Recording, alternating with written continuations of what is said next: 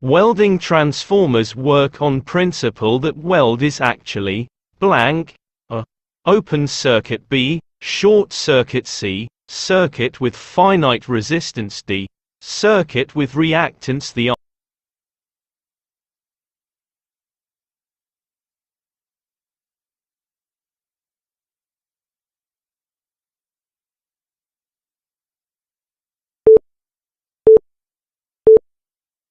answer is B, short circuit.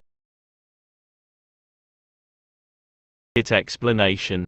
The increase in primary or secondary current of welding transformer increases the reactance voltage drop across the respective windings, which is essential to limit the welding current as the weld is practically a short circuit.